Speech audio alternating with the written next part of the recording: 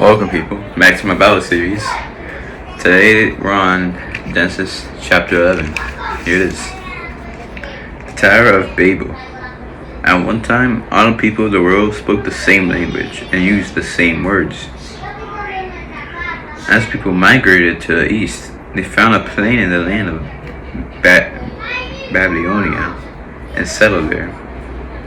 They began saying to each other, "Let's make bricks and harden them with fire." In this region, bricks were used instead of stone, and tar was used for mortar.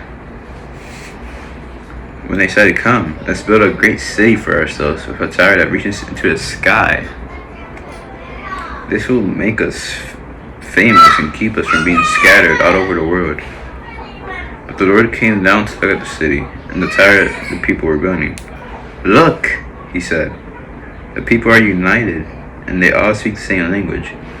After this, nothing they set out to do will be impossible for them. Come, let's go down and confuse the people with different languages.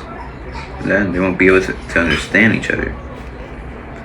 In that way, the Lord scattered them all over the world, and they stopped building the city. That is why the city was called Babel, because that is where the Lord confused the people with different languages. In this way, he scattered them all over the world.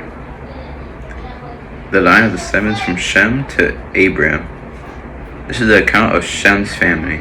2 years after the great flood, when Shem was 100 years old, he became the father of Arphaxad.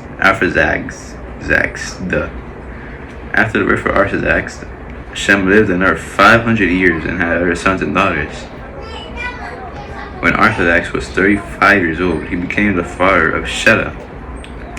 After the birth of Shelah, Arphaxad lived another 403 years and had other sons and daughters. When Shelah was 30 years old, he became the father of Eber. After the birth of Eber, Shelah lived another 403 years and had other sons and daughters. When Eber was 34 years old, he became the father of Peleg. After the birth of Peleg, Eber lived another 430 years and had other sons and daughters. When Peleg was 30 years old, he became the father of Reu. After the birth of Reu, Peleg lived another 209 years and had other sons and daughters. When Reu was 32 years old, he became the father of Serug.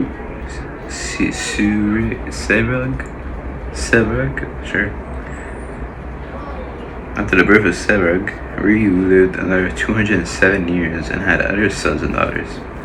When Serug was 30 years old, he became the father of Nahor. These Old Testament names, I can't pronounce any of them. After the birth of Nahor, Serug lived another 200 years and had other sons and daughters. When Nahor was 29 years old, he became the father of Terah. After the birth of Terah, Nahor lived another 119 years and had other sons and daughters. When Terah was 70 years old, he became the father of Abraham, Nahor, and Haran. The family of Terah. This is the account of Terah's family. Terah was the father of Abraham, Nahor, and Haran. And Haran was the father of Lot, but Haran died in Ur of the Chaldeans, the land of his birth, while his father, Terah, was still living. Meanwhile, Abraham and Nahor both married. The name of Abraham's wife was Sarai, and the name of Nahor's wife was Milcah. Milcah and her sister Iscah were daughters of Nahor's brothers, Haran. Okay.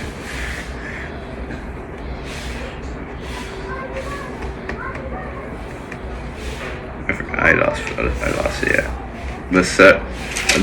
There it is. But Sarai was unable to become pregnant and had no children. One day, Terah took his son Abram, his daughter-in-law Sarai, his son Abraham's wife, and his grandson Lot, his son Haran's child, and moved away from Ur of the Chaldeans. He was headed for the land of Canaan. They stopped at Haran and settled there. Terah lived for 205 years and died while still in Haran. That is it for Genesis chapter 11.